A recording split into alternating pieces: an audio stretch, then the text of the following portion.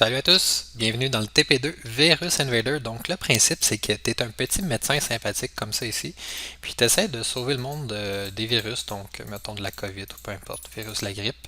Puis comment tu fais? Ben, il faut que tu les détruises. Puis pour les détruire, tu peux tirer des balles en direction des virus qui vont finir par les tuer.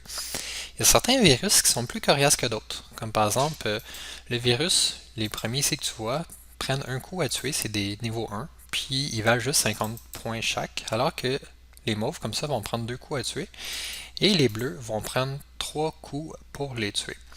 Si jamais tu touches une balle d'un des méchants, parce que les virus se défendent dans la vie, ils tirent des petites balles jaunes, tu meurs, puis tu aurais ce beau message-là. Une autre manière de mourir, c'est si jamais un des méchants atteint la barre blanche ici, donc t'es mort aussi. Donc c'est les deux manières de mourir. Tu vois que quand je recommence une partie, mon score est remis à zéro. Mais si jamais j'ai réussi à compléter un tableau au complet, sans mourir, euh, mon score est ici, puis 3 secondes après, j'ai un nouveau niveau qui m'apparaît, puis mon score il continue. Donc c'est le même score que tantôt. Et c'est ça un peu le principe. Donc, quel méchant va tirer à chaque fois? C'est tout le temps aléatoire. Donc, un méchant parmi le tableau des méchants, donc le tableau des virus, désolé, va décider de lancer une balle en direction de nous. Donc, le TP est vraiment décomposé en plusieurs petits morceaux. On commence par créer un méchant, donc différents types de méchants. Après ça, on commence à les positionner. Et c'est vers à peu près la moitié du TP qu'on va commencer à faire bouger les méchants tous ensemble vers en bas, les balles des méchants tous ensemble vers en bas, les balles du médecin tous ensemble vers le haut, etc. Donc aussi quand on joue, le niveau c'est tout le temps aléatoire. Il y a 3 niveaux que vous allez coder. Et quand tu commences une partie, mettons je fais F5, tu vois que c'est tout le temps, c'est jamais la même chose. Parfois c'est le niveau 2, parfois c'est le niveau 3, parfois c'est le niveau 1. Donc tu peux jamais être certain sur quoi que tu vas tomber. Également, tu vas te rendre compte qu'il y a parfois des choses qui vont tomber du ciel pour essayer d'aider le médecin. Comme par exemple, ça, c'est un petit casque, un masque à gaz qui permet de t'empêcher d'être contaminé. Donc, avec un masque N95, ben, ça te permet de rester en vie plus longtemps en tant que médecin. Autre chose aussi qui peut tomber du ciel, c'est des pièces de monnaie. Donc, les pièces de monnaie, ça va augmenter ton score de 500. Donc là, j'avais 100, donc 100 plus 500, ça fait 600. Une autre chose aussi qui peut tomber, c'est, peut-être qu'on ne le verra pas tout de suite, c'est des petits trucs rouges. Puis les petits trucs rouges vont juste faire en sorte que quand que tu vas utiliser le clavier, mais à la place de faire des petits bonds comme ça, tu vas pouvoir faire des gros bonds. Donc le jeu se joue autant avec soit la souris, que tu bouges la souris puis tu cliques, soit avec les touches clavier puis tu pèses sur la barre d'espacement pour tirer. Donc, la majorité du code, c'est vous qui allez avoir à le coder, sauf le seul morceau que vous n'allez pas avoir à coder, qui est déjà fait pour vous, c'est la gestion de la collision entre le petit médecin et les bonus qui tombent du ciel. Donc ça, c'est déjà codé. Et qu'est-ce qu'on fait quand un bonus nous touche? Donc, c'est déjà codé pour quand que c'est le masque à gaz pour rendre le bonhomme comme semi-transparent. Et aussi, c'est fait déjà pour le petit truc rouge qui n'a finalement pas tombé du ciel encore, que j'aimerais bien qu'il tombe pour vous le montrer. Donc, ça, c'est déjà codé. Il va juste vous rester vous à coder pour le petit truc rouge. Donc, bon. Comme là, tu vois, si je pèse sur les flèches, je bougeais vraiment plus vite. Donc vous, il va juste rester à coder pour le symbole de dollar quand il tombe et qu'il vous touche. Donc c'est ça, je vous conseille de regarder l'énoncé, le lire, c'est le temps important.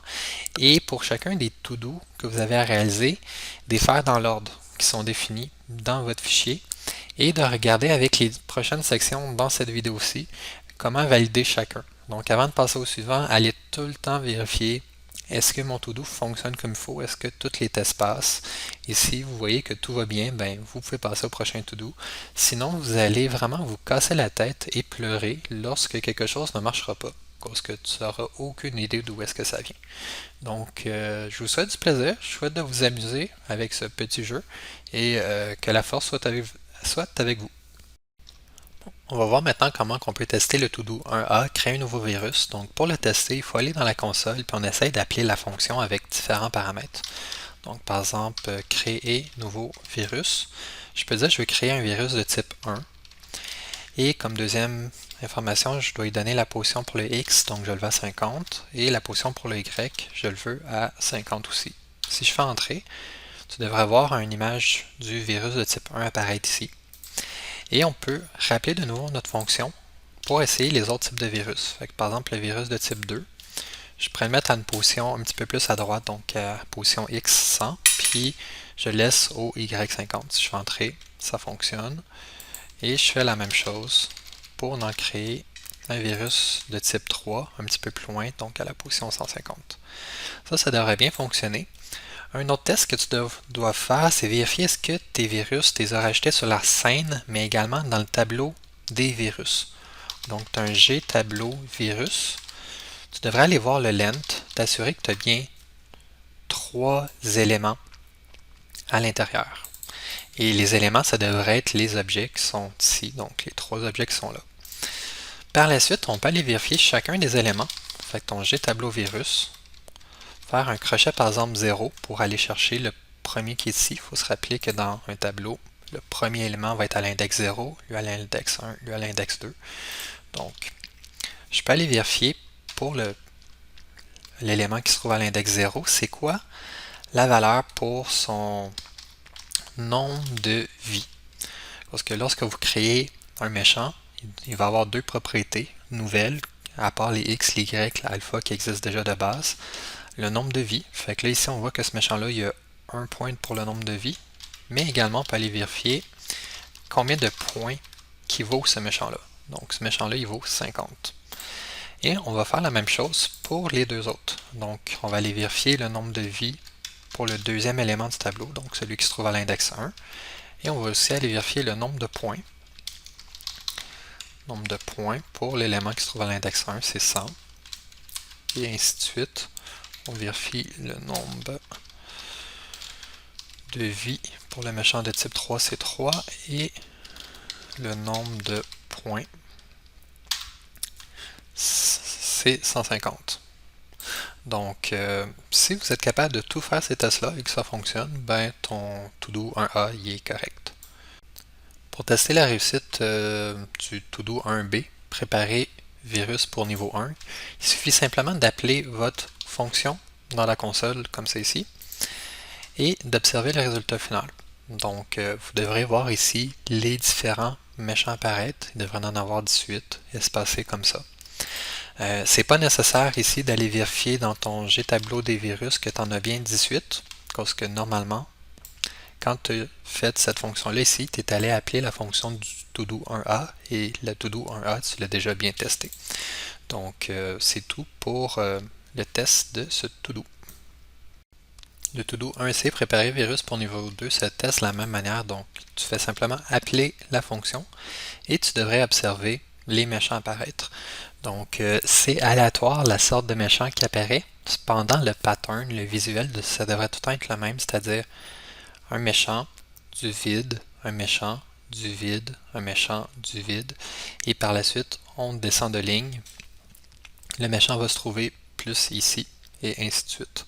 Donc, si je recommence l'application avec F5 ou en pesant ici, et je rappelle de nouveau ma fonction, je me rends compte que ça fonctionne toujours. C'est juste les types de méchants qui vont être utilisés, ça va être aléatoire.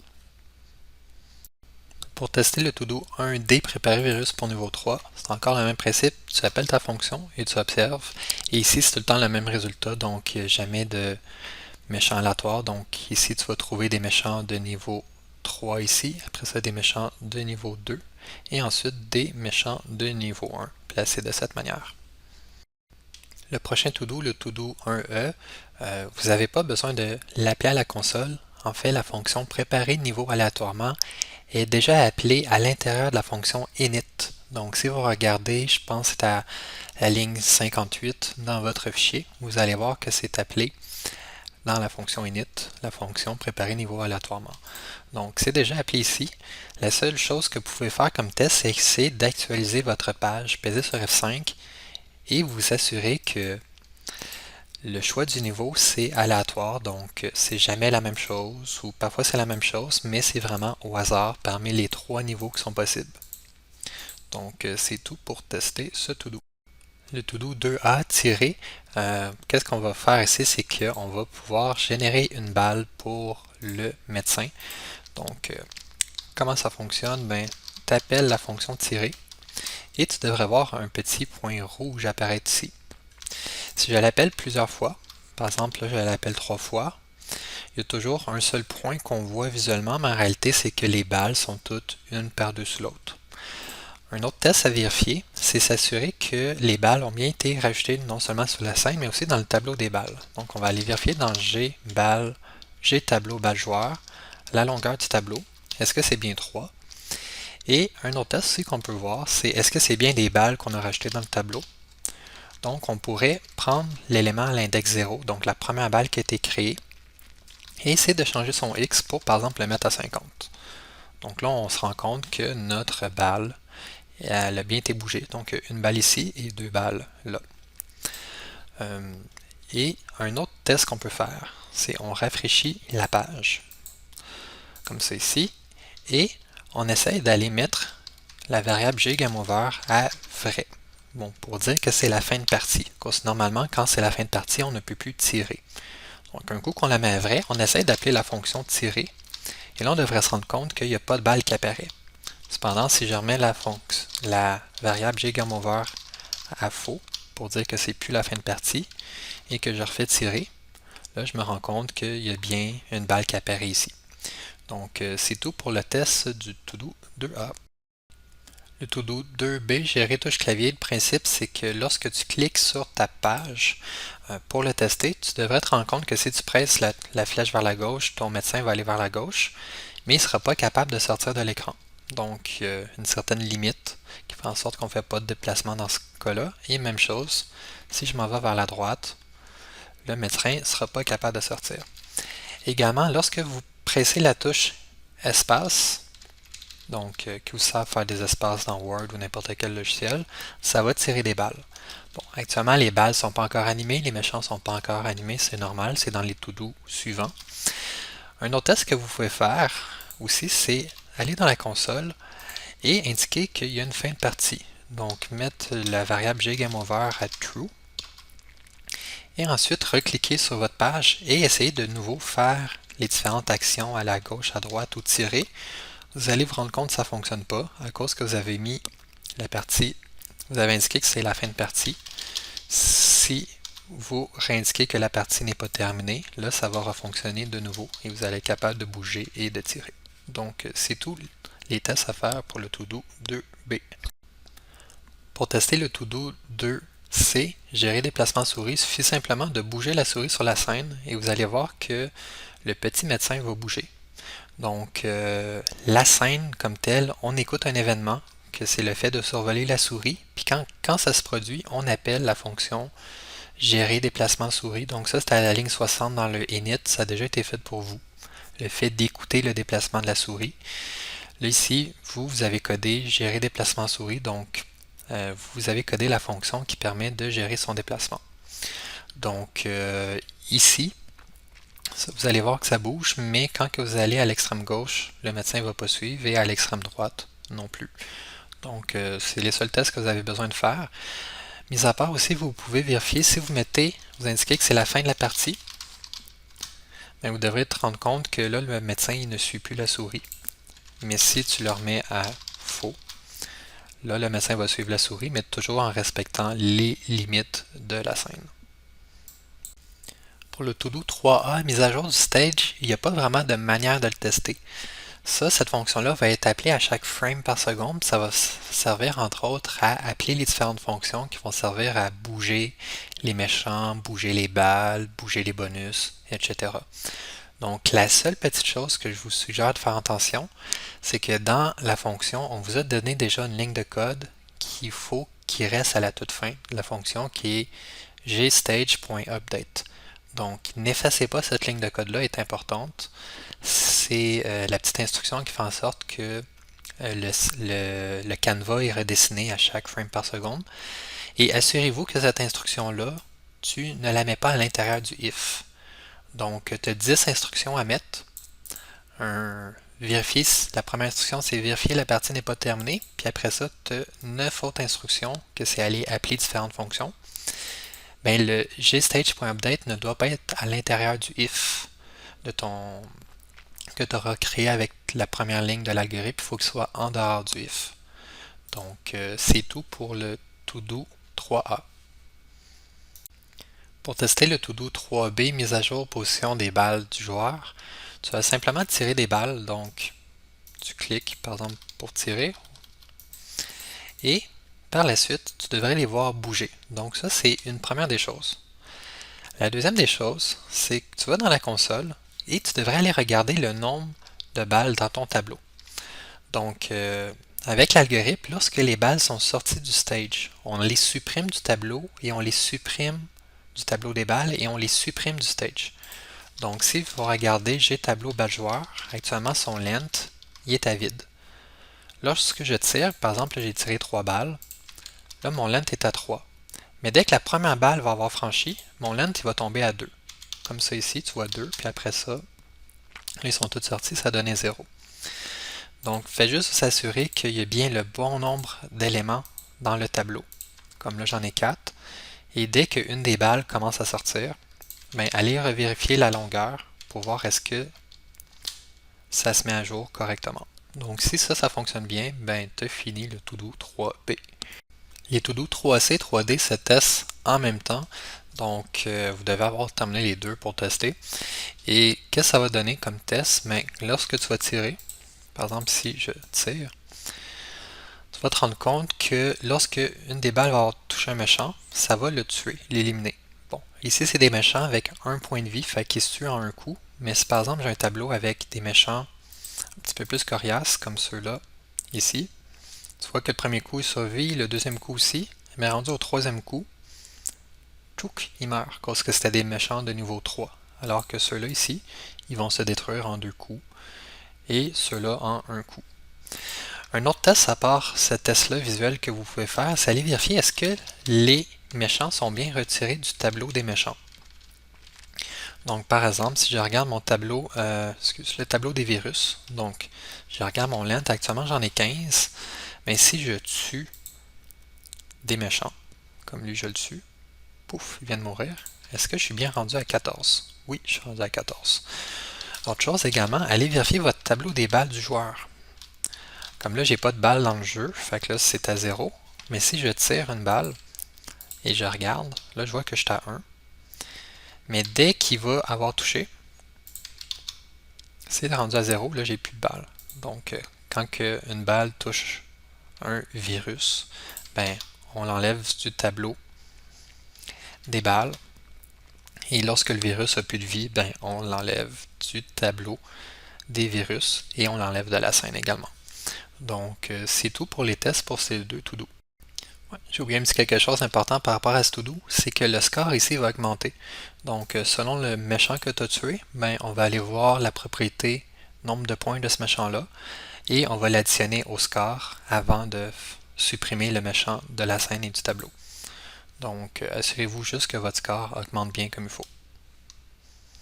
Donc, c'est tout.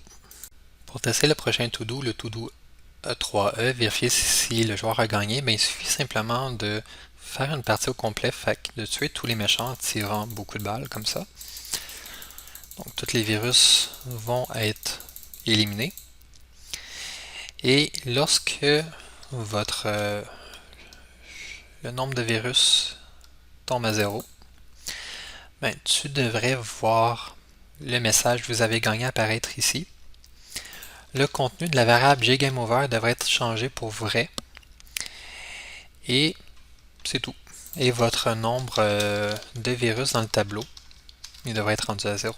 Donc si tous ces éléments-là sont présents, ben vous avez terminé le to-do 3E. Pour tester le prochain to-do 4A, vous avez simplement besoin de démarrer une partie, puis vous allez voir que les méchants vont avancer tout seuls. Bon, les méchants pourront dépasser la ligne d'arrivée, c'est pas grave, mais ici, simplement constater que les méchants bougent, et c'est suffisant pour vous indiquer que vous avez bien réussi ce to-do. Pour tester le prochain to-do 4B annoncé échec parti, il suffit simplement de appeler la fonction à la console et constater que les méchants ne bougent plus de 1. Constatez également que le message vous êtes mort apparaît, que le bouton recommencer devient visible et que la variable gGameOver est bien rendue à true. Si vous avez tous ces éléments, vous avez bien fait le to-do 4B. Pour tester le to-do 4C, vérifier si un méchant touche la barre horizontale, il faut simplement attendre qu'un des méchants se rende jusqu'à la barre blanche ici. Dans le cas où c'est qu'un méchant la touche, on va annoncer l'échec de la partie, donc on va appeler la fonction qu'on a créée juste avant au to-do 4B. Donc ça va donner un peu le résultat comme maintenant. Donc si vous constatez que ça fait bien cet effet-là lorsqu'un méchant touche la ligne ici, la barre verticale, vous avez bien réussi ce to-do. Le prochain to-do, mise à jour des bonus, qu'est-ce que ça doit permettre de faire, c'est que tu dois voir que de temps en temps, des bonus comme ça, il y a 3 différents types de bonus, vont apparaître et qui vont descendre automatiques. Le code pour les générer les bonus, c'est déjà fait, puis c'est déjà appelé automatiquement. La seule chose qui n'est pas faite, c'est de les faire descendre, comme c'est le cas actuellement. Donc, simplement s'assurer que vous voyez bien que des bonus descendent à l'occasion après un certain temps, puis ils vont être variés. Mais juste s'assurer que vous les voyez bien descendre. Et c'est tout pour ce to-do-ci. Le prochain to-do 5B, Bonnie Dollar, c'est de faire en sorte que le bonus rattaché au Bonnie Dollar quand il descend, il fasse quelque chose. Parce que sinon, quand tu le touches, il ne fait rien. Mais maintenant, ça rajoute 500 au score et ça met à jour le score. Donc, le fait de détecter la collision avec les bonnies, peu importe lesquels, c'est déjà fait ce code-là pour vous. Et cependant, dans le cas des bonnies dollars, c'est pas écrit qu'est-ce que ça devait faire lorsqu'il y a une collision. C'est pour ça que vous faites le to-do 5B, c'est pour indiquer quelle instruction qui doit être faite lorsqu'il y a une collision entre le signe de dollar et le médecin. Fait que là, c'est d'aller augmenter ce score. Quand tu vois les autres bonus, le code a déjà été fait, puis ici, ça permet de déplacer plus vite le médecin. Et tu as parfois un masque de genre de Chernobyl qui permet de pouvoir être invincible face au virus. Donc les virus ne peuvent pas faire de dégâts au médecin. Fait que c'est tout pour ce to-do là. Pour tester le to-do 6A, virus tire aléatoirement, tu as simplement besoin de vérifier qu'à chaque seconde, il y a un petit picot jaune qui apparaît. Donc ça représente des balles tirées par les différents virus. Donc les balles ne sont pas encore mobiles, ça c'est le to-do suivant, mais vous devrez quand même en voir apparaître de plus en plus. Donc lequel des virus qui va tirer, c'est aléatoire, mais aussi vous devez vous assurer que dans le tableau des balles des virus, le length augmente à chaque seconde. Donc là c'est à 29, là c'est à 31, là, je suis rendu à 32, à 33. Si vous constatez ça, vous avez bien réussi à faire le to-do. Concernant le to-do suivant, le 5B, simplement constater que les balles maintenant bougent. Donc lorsque un méchant tire, sa balle va bouger un petit peu. Et en fait, toutes les balles vont bouger. Donc si vous constatez ça, vous avez bien réussi ce to-do. Pour le to-do 6C, vous avez seulement besoin de vérifier est-ce que lorsqu'une balle jaune touche le médecin, la partie est arrêtée. Cependant, tu vois ici, j'ai attrapé un bonus qui me permet d'être invincible, donc la balle m'a pas tué. Mais quand que le bonus est arrêté, là, mon médecin a été tué par la balle qui l'a touché. Donc, voyons. Fait que, assurez-vous de ça. Également, vous allez avoir besoin pour cet algorithme-là de vérifier si le joueur est invisible ou pas. Fait que c'est le premier élément de l'algorithme. Peut-être aller vérifier vos variables globales pour voir est-ce qu'il y a une variable qui permet d'indiquer si le joueur y est invincible ou pas. Donc, cette variable qui s'appelle G-invincible te permet de savoir si c'est vrai ou pas, puis le contenu de cette variable-là est changé automatiquement par l'application. Il y a déjà du code qui permet de gérer le fait que le médecin attrape un masque de Tchernobyl. Donc quand il l'attrape, le code est déjà fait. Et la variable G invincible, elle change déjà automatiquement. comme on voit ici. Fait que ça, c'est déjà fait pour toi. Fait que toi, il faut juste que tu t'assures que quand que le petit bonhomme, le petit médecin, frappe une balle, c'est game over, sauf dans le cas où est-ce que on était en mode invincible. Fait que c'est tout pour ce to-do. Le prochain to-do, supprimer tous les objets, ben, ça permet de faire en sorte d'effacer tous les éléments qui sont contenus dans un tableau. Donc, si vous voulez le tester, par exemple, tu appelles ta fonction supprimer tous les objets, puis tu y passes un des tableaux contenant des objets. Comme par exemple, ici, ça pourrait être le tableau des balles de méchants. Donc, les petites balles jaunes ici, on devrait les faire disparaître. Fait que si je marque G tableau balles virus, puis je fais entrer, on voit qu'ils sont disparus. Je préfère la même chose avec d'autres tableaux. Fait que par exemple, le tableau des virus, je pourrais vérifier que ça les a bien fait disparaître. Donc, si vous testez la fonction supprimer tous les éléments et passant différents tableaux, mais tu devrais te rendre compte que ça fonctionne. Et c'est tout pour ce to-do. Pour tester le to-do 7F recommencer, il suffit simplement de faire une partie. Par exemple, je pourrais essayer de faire quelques points. Et après ça, de se laisser mourir. Donc, comme ça, c'est tout. Et lorsque je vais peser sur le bouton recommencer, ça va effacer le contenu de tous les tableaux. Donc, un tableau qui sert à contenir les méchants, les virus. Donc, il devrait être effacé de la scène. En même temps, le tableau des balles des méchants, donc les balles jaunes, devrait être effacé. Les balles du médecin, si j'en avais ici comme les rouges, vont être effacées. Et les différents bonus qui pourraient être à l'écran, comme là, il y a juste le masque, mais s'il y en avait, ils vont être effacés aussi. Quand que je pèse sur le bouton recommencer. Également, le score va être initialisé à 0. Donc, actuellement, G numérique score, là, il est à 150, mais il devrait retomber à 0 quand je pèse sur le bouton. Cependant, un truc qu'on fait immédiatement après avoir supprimé tous les éléments, c'est qu'on rappelle la fonction préparer numéro aléatoire. Donc, ça recrée un nouveau tableau aléatoirement. Donc, quand je pèse sur recommencer, tout a été effacé, mais en même temps, dans une fraction de seconde après, ben, on a recréé un nouveau stage. Donc, c'est pour ça qu'on voit de nouveau des nouveaux méchants apparaître. Donc, si vous jouez et que vous voyez que le bouton recommencer fonctionne bien comme là, ben, ça veut dire que tu as bien réussi ton to-do. Le dernier to-do, le to-do 7C, il va se produire lorsque tu as réussi à faire une partie parfaite. Donc, tu as réussi à tuer tous les méchants et libérer le monde des virus. Donc, si par exemple, je me force beaucoup et j'y arrive, 3 secondes après avoir réussi à tuer tous les méchants, la fonction continuer à autre partie va être exécutée. Et qu'est-ce qu'elle va faire? Elle va faire quelque chose d'assez similaire lorsqu'on clique sur le bouton recommencer. Ça va éliminer tous les objets sur la scène et créer une nouvelle partie.